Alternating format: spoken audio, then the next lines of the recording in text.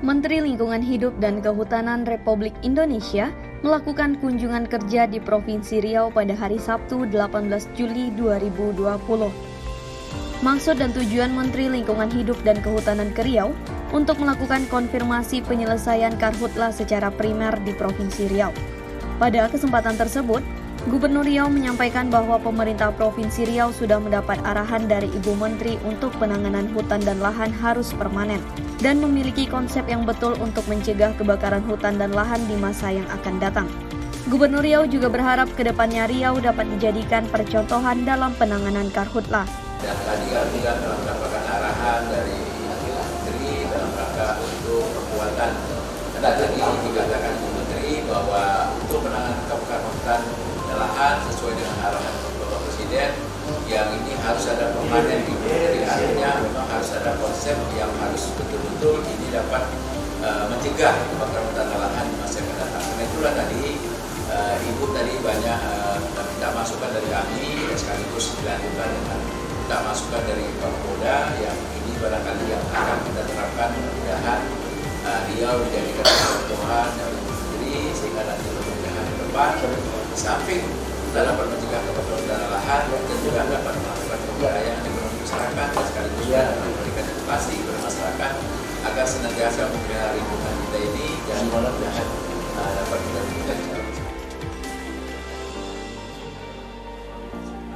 Pemerintah Provinsi Riau menggelar rapat koordinasi dan diskusi bersama Komisi Pemberantasan Korupsi Republik Indonesia dan Komite Advokasi Daerah Provinsi Riau membahas perkembangan Komisi Advokasi Daerah Riau yang dilaksanakan di ruang kenanga kantor Gubernur Riau pada hari Selasa 21 Juli 2020. Dalam audiensi tersebut, Gubernur Riau menjelaskan langkah pemerintah Provinsi Riau dalam penanganan COVID-19. Di antaranya, mengajak rumah sakit swasta di kabupaten kota untuk menjadi rumah sakit rujukan COVID-19. Pemenuhan sarana dan prasarana, mendirikan laboratorium bekerja sama dengan Universitas Riau, menghimbau masyarakat untuk melakukan physical distancing, perilaku hidup bersih dan sehat, mengatur sistem kerja, kemudian pemberhentian sementara transportasi laut dan udara, dan mengirimkan surat edaran ke perusahaan yang ada di Riau. Di Riau ini pada awalnya rumah sakit yang disediakan rujukan hanya 3 rumah sakit. Tapi alhamdulillah kami telah dapat mengajak rumah sakit yang ada di Riau, baik rumah sakit pemerintah maupun rumah sakit swasta, bekerjasama membantu Provinsi Riau. Namun karena kami memperhitungkan tidak mungkin nanti 3 rumah sakit ini dapat menangani, akhirnya kami bisa mengajak beberapa rumah sakit lain, sehingga sekarang rumah sakit rujukan di Riau ini sebanyak beberapa rumah sakit yang punya kapasitas 658 bed. Kami mendirikan laboratorium sini bekerja sama dengan Menteri, Fakultas Kedokteran Menteri, sehingga alhamdulillah sekarang bisa pada awalnya kemarin menangani 150 sampel per hari, sekarang sudah mencapai 750 sampel per hari. Kemudian pencegahan dalam rangka memutus rantai ini kami lakukan dan ini selalu mengimbau masyarakat untuk social distancing dan menerapkan perilaku bersih dan sehat. Kemudian juga mengatur sistem kerja ASN di pemerintah Provinsi Riau. Kemudian menghentikan sementara transportasi laut dan udara ke negara tetangga. Nah ini juga sampai sekarang kita masih stop. Jadi belum ada pesawat sekarang sini dari biasanya Singapura dengan Malaysia. Termasuk juga laut kita kan ada 3 pelabuhan, ada Dumai, itu yang ada jurusan Melaka Dumai. Kemudian ada Bekalis juga, jurusan Melaka Bekalis, itu juga sekarang berjalan. Satu lagi ada Selat Panjang, itu Muar Selat Panjang, Muar ke Malaysia juga, itu juga kita menunggu. Jadi memang Malaysia juga sekarang kita berhubungan. Selamat datang kami ucapkan kepada Tuan dan Puan sekalian. Gubernur Riau membuka secara resmi rapat koordinasi terbatas urusan pemerintahan bidang pemberdayaan masyarakat dan desa tahun 2020 yang dilaksanakan di ruang rapat melati kantor Gubernur Riau pada hari Selasa 21 Juli 2020. Rapat ini mengangkat tema melalui rapat koordinasi terbatas Kita bangun komitmen dan sinergi kebijakan nasional dan daerah dalam percepatan pengembangan ekonomi menuju kemandirian desa. Dalam sambutannya, Gubernur Riau berharap petugas ikut mendampingi penyusunan perencanaan desa agar satu tujuan dari pusat hingga ke desa. Jadi makanya menurut saya yang prioritas adalah menyangkut ekonomi gitu. Nah, ekonomi inilah harusnya nanti dalam dana desa itu apa yang memang memungkinkan di situ bisa dibantu dengan dana desa itu. Jadi tidak selalu yang pada akhirnya semuanya infrastruktur. Semua nanti buat renase, buat apa, kadang-kadang yang tidak-tidak aja dibuatnya. Karena memang ada sumber duit di situ. Harapan saya, kadang-kadang kita di tengah begini bertambah pandai kita. Jadi karena kita dalam kesulitan ya bertambah ilmu kita, bertambah wawasan kita, dan apalagi kita banyak juga mengikuti adanya acara virtual, acara webinar. Nah, harapan saya tentunya Bapak-bapak Kepala Dinas atau Ibu Kepala Dinasnya tolonglah sampaikan kepada masyarakat desa gitu, pada kepala desa kita supaya nanti mereka mindsetnya berubah sehingga nanti ekonomi desa ini bisa lebih maju lagi di masa akan datang. Gubernur Riau meninjau pelaksanaan swab massal yang dilaksanakan di kantor persandian Dinas Komunikasi, Informatika, dan Statistik di Jalan Diponegoro pada hari Selasa 21 Juli 2020. Swab massal yang digelar sejak pagi hingga pukul 13 waktu Indonesia Barat tersebut diprioritaskan kepada aparatur sipil negara dan tenaga harian lepas di 3 organisasi perangkat daerah di lingkungan pemerintah Provinsi Riau. Adapun 3 organisasi perangkat daerah yang melakukan tes swab massal yaitu Dinas Komunikasi, Informatika, dan Statistik, Biro Administrasi Pimpinan, dan Biro Umum.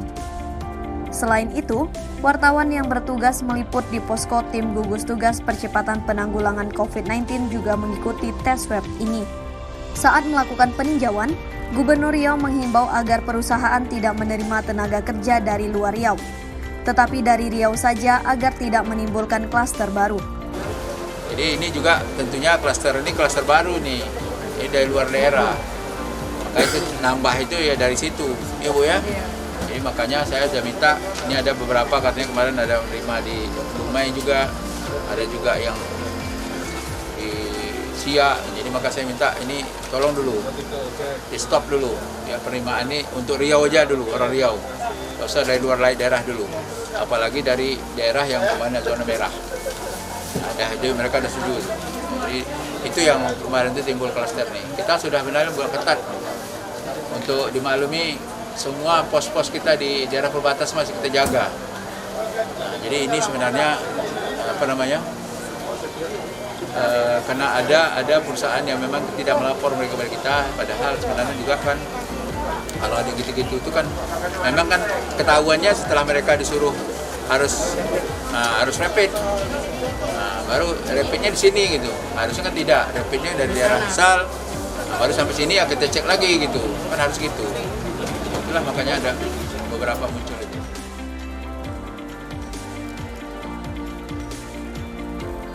Gubernur Riau memimpin rapat koordinasi perubahan surat keputusan Kementerian Kesehatan nomor 413 tentang pencegahan penanganan COVID-19 yang dilaksanakan di Gedung Daerah Balai Pau Janggih pada hari Rabu 22 Juli 2020.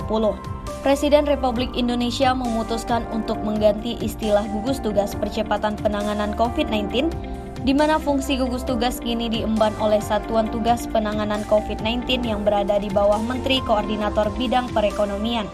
Hal ini tertuang dalam Peraturan Presiden Nomor 82 Tahun 2020 tentang Komite Penanganan Coronavirus atau COVID-19 dan Pemulihan Ekonomi Nasional. Dalam kesempatan tersebut, Gubernur Riau menyampaikan mulai Rabu 22 Juli 2020 tidak ada lagi perkembangan COVID-19 yang diumumkan oleh juru bicara, sehingga nantinya akan disiapkan aplikasi yang berisi informasi penting dan mengajak masyarakat untuk menerapkan protokol kesehatan.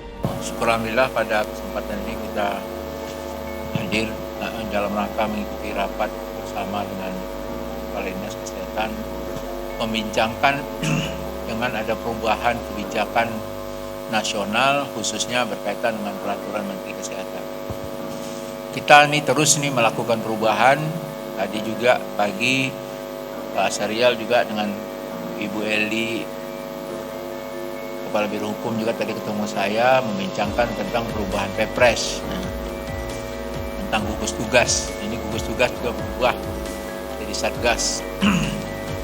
Dan sekarang juga dalam Perpres itu jelas arahnya, yang pertama adalah kesehatan, yang kedua adalah ekonomi, pemulihan ekonomi. Nah, karena itu nanti kita juga melakukan revisi terhadap SK gugus tugas. Nanti juga kita ngadakan rapat lengkap Bu, kalau setelah nanti SK perubahan dari gugus tugas jadi Satgas ini sudah kita siapkan. Dan kami tadi sudah membincangkan dengan Pak Syarial dalam tim nanti pemulihan ekonomi ini tidak hanya nanti yang ada ini, tapi juga kita masukkan dari akademisi, termasuk pakar-pakar ekonomi, mungkin juga termasuk Kepala OJK, BI, dan suatu saat kita bisa ngomong nanti bercerita antara kesehatan dengan pemulihan ekonomi saja. Secara nasional sekarang sudah seperti itu. Jadi kesehatan itu dengan ekonomi itu berbarengan.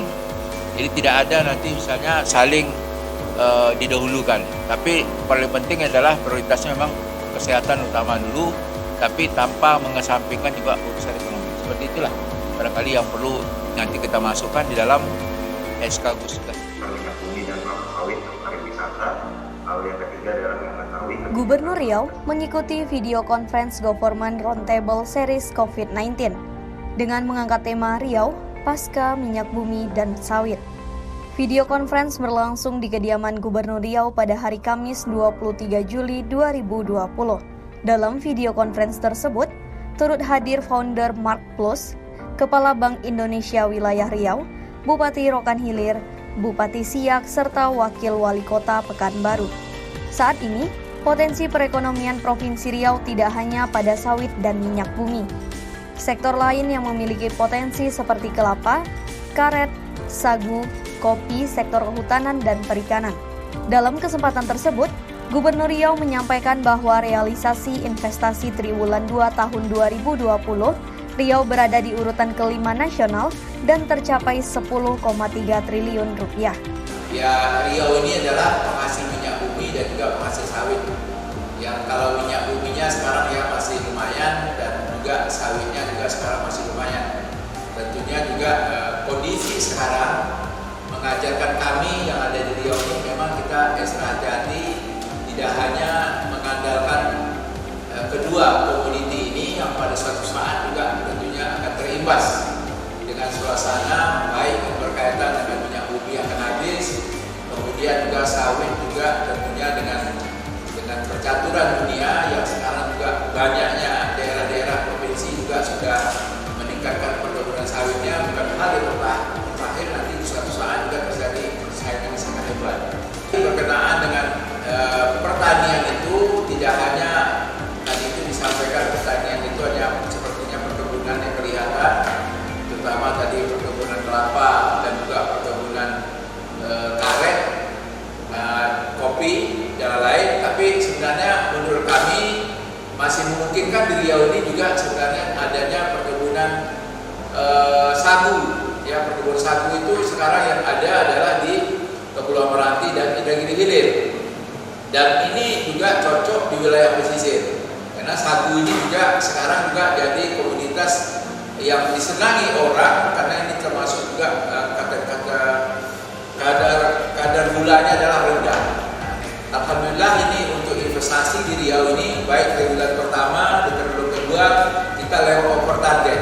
Bahkan kita termasuk urutan kelima terbesar di Indonesia ini setelah DKI Jakarta, Jawa Barat, Jawa Timur, Banten, dan Riau. Dan satu-satunya negeri di luar Jawa yang investasinya bagus adalah Riau. Gubernur Riau melakukan tanam perdana kelapa sawit kegiatan program peremajaan sawit rakyat di Kebun KT Raih Kemenangan, Kecamatan Siak Kecil, Kabupaten Bengkalis pada hari Jumat 24 Juli 2020. Dalam sambutannya, Gubernur Riau menyampaikan bahwa program peremajaan sawit rakyat ini adalah salah satu program Presiden Republik Indonesia beberapa tahun yang lalu. Namun di Kabupaten Bengkalis, kegiatan ini baru dilaksanakan untuk pertama kalinya. Presiden Republik Indonesia juga meminta gubernur dan pihak terkait untuk memperhatikan ketahanan pangan seperti padi dan jagung yang akan bermanfaat untuk masyarakat.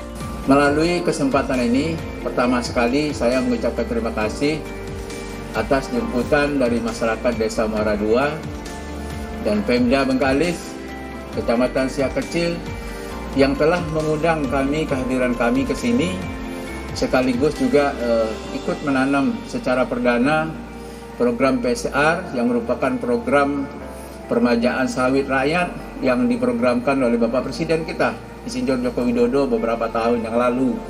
Yang tadi, menurut informasi dari Pak Camat, baru untuk pertama kali di Kabupaten Bengkalis. Karena tadi Pak Camat juga sudah sampaikan pada saya, masih ada Pak lahan 4.000 hektar, dulunya disiapkan untuk hutan tanam rakyat, ini juga belum ada apa-apanya. Saya sampaikan tadi, buat permohonan kepada saya, karena kami lagi sekarang mengembangkan hutan tanam rakyat, sekaligus nanti bekerja sama dengan mitra kita, tapi syaratnya saya syaratkan juga, karena sekarang kita juga diharapkan oleh Bapak Presiden kita agar memperhatikan ketahanan pangan, syaratnya mesti ada tanaman selanya adalah tanaman pangan, apakah padi atau jagung yang bisa nanti bermanfaat untuk masyarakat kita secara langsung. Selain melakukan penanaman perdana program permajaan sawit rakyat, pemerintah Provinsi Riau juga menyerahkan bantuan beras dan sembako.